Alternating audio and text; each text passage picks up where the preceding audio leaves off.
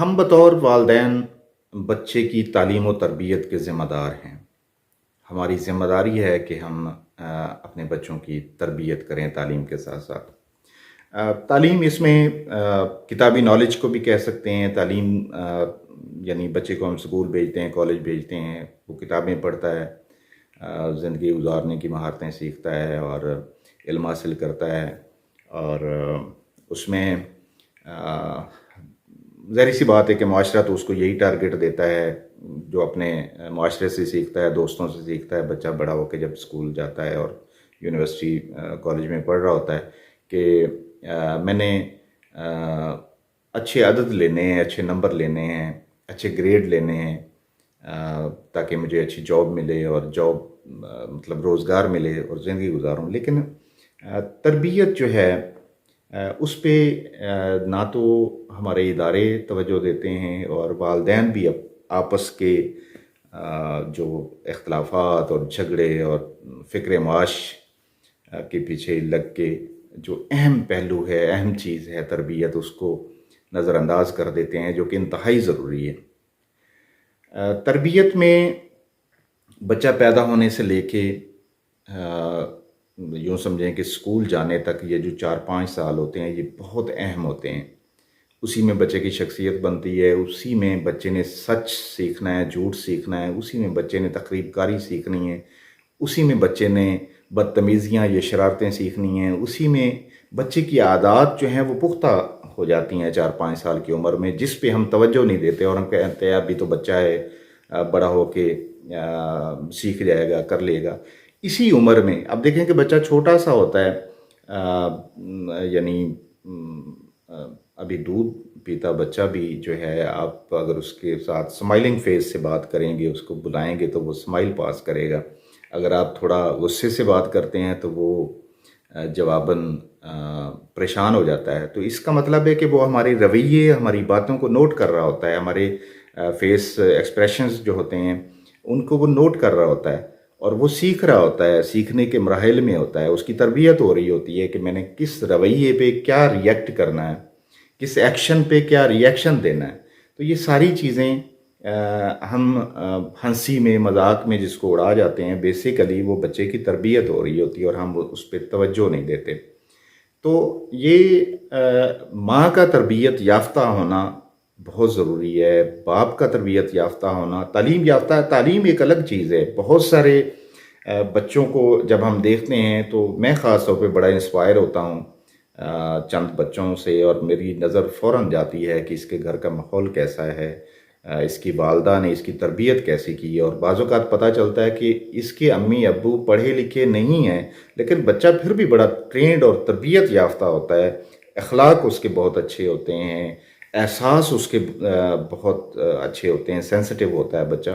تو اس کی ریزن یہی ہوتی ہے کہ تعلیم کا اس میں کوئی ضروری نہیں کہ امی ابو پڑھے لکھے ہوں اور ساتھ تربیت یافتہ بھی ہوں، تو یہ تو بڑی اچھی بات ہے۔ لیکن بہت سا ہم نے دیکھا ہے کہ والدین پڑھے لکھے نہیں ہوتے، لیکن پھر بھی بچوں کی تربیت اتنے اچھے انداز سے کرتے ہیں، بچے کو مکالمہ اتنا پیارا سکھاتے ہیں کہ آپ نے مخاطب کیسے ہونا ہے، آپ نے جواب کیسے دینا ہے، آپ کے ساتھ سچویشن کوئی ایسی بن جاتی ہے کہ آپ نے اس کو ہینڈل کیسے کرنا ہے۔ تو یہ بنیادی طور پہ ہماری ذمہ داری ہے۔ اور تعلیم جہاں کتابیں پڑھنے کا نام ہے، اسی طرح تربیت اس کی عملی مشق کا نام ہے۔ عملی طور پہ ہم نے بچے کو وہ عمل کر کے دکھانا ہے کہ بیٹا، جیسے نبی اکرم صلی اللہ علیہ وسلم کی آنکھوں کی ٹھنڈک ہے نماز، تو ہم نے عملی مشق کرنی ہے کہ بچے کے سامنے وہ عمل کرنا ہے، نماز پڑھنی ہے۔ اسی طرح سچ بولنا ہے تو سچ ہم نے بول کے بچے کو دکھانا ہے، غیر محسوس طریقے سے ہم نے اس کی تربیت کرنی ہے۔ اسی طرح باقی زندگی کے جو معاملات ہیں وقتاً فوقتاً جو پیش آتے ہیں، پیرنٹس ڈسکشن جب ان کی ہو رہی ہوتی ہے تو وہ ساتھ یہ بھی دیکھیں کہ بچے آبزرو کر رہے ہیں۔ لیکن ہمارے ہاں یہ ہوتا ہے کہ بچے امی ابو آپس میں لڑائی جھگڑوں میں مصروف ہوتے ہیں اور بچے سہمے بیٹھے ہوتے ہیں، اور بچوں کی جان پہ بنی ہوتی ہے کہ ابو کا اتنا ہارش لہجہ، امی کا اتنا ہارش لہجہ۔ تو یہ ہم پہ ڈیپینڈ کرتا ہے کہ ہم ان بچوں کو بچہ سمجھ کر اگنور نہ کریں. یہ ہماری ذمہ داری ہے. ہمارے رویے وہ نوٹ کرتے ہیں. ہم جو بولتے ہیں، ہم جو سہتے ہیں، ہم جو ریئیکٹ کرتے ہیں، بچے سارا نوٹ کرتے ہیں اور بچوں کی زندگی پہ گہرے نقوش چھوڑتے ہیں.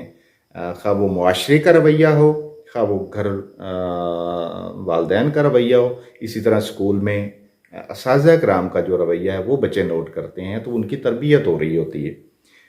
تو اس کو زندگی کے لیے تیار کرنا، زندگی کی مہارتیں سکھانا، اس کے اندر چھپی ہوئی صلاحیتوں کو اجاگر کرنا، یہ والدین کا کام ہے، اساتذہ کرام کا کام ہے. ان کو ٹرینڈ کر کے معاشرے میں چھوڑنا تاکہ وہ معاشرے کا ایک مفید شہری بنے. یہ ہماری ذمہ داری ہے.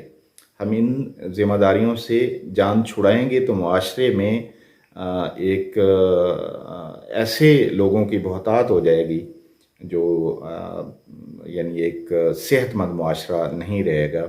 بچہ ایک خالی تختی ہوتی ہے، خالی صفحہ ہوتا ہے، اس کے اوپر ہم نے چیزیں لکھنی ہیں.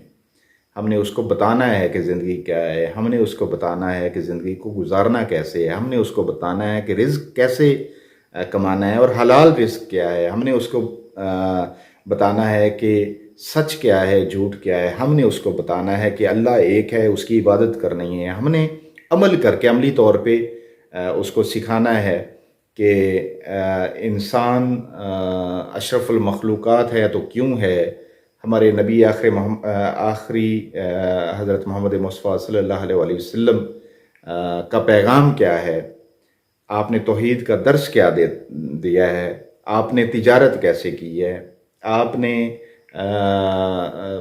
کس طریقے سے زندگی گزاری ہے. ہم نے اس بچے کو تیار کرنا ہے ایک صحت مند معاشرے کے لیے. ہم یہ بھول جاتے ہیں کہ یہ ہماری ذمہ داری نہیں، لیکن ہر والد کی ذمہ داری ہے کہ وہ اپنے بچوں کی بہترین تربیت کرے.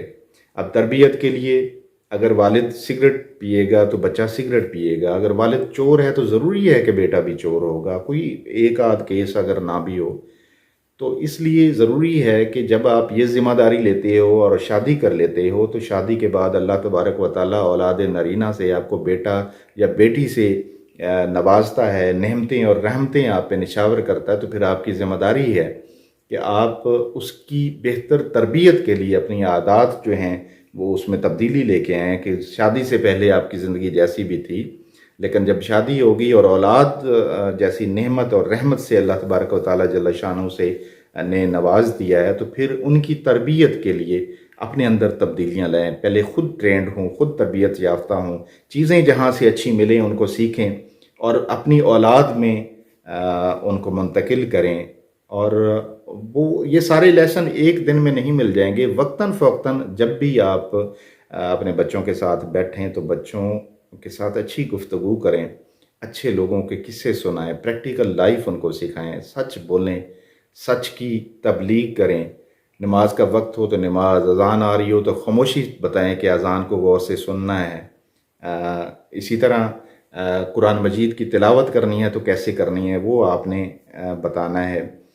گھر میں مہمان آئیں تو مہمانوں کے ساتھ کیسے پیش آنا، اور ہم کہیں مہمان جائیں تو وہاں پہ کیا ہم نے کیا ہمارے کیا طریقہ کار ہوگا.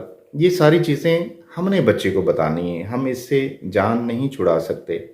اور اگر آپ اس کو یہ ساری چیزیں سکھاتے ہیں تو اس میں بچہ جب باہر نکلے گا اور اس کا جو رویہ ہے وہ یقیناً آپ کے لیے ایک شرمندگی کا باعث نہیں بلکہ آپ کے لیے ایک عزت کا باعث بنے گا، اور تعریف آپ کی ہوگی، والدین کی ہوگی. بچہ اگر اچھے نمبر لے رہا ہے اور اس کی گفتگو اچھی ہے، اس کا لوگوں کے ساتھ رویہ اچھا ہے، معاشرے سے اس کو فائدہ مل رہا ہے، تو تعریف والدین کی ہوتی ہے.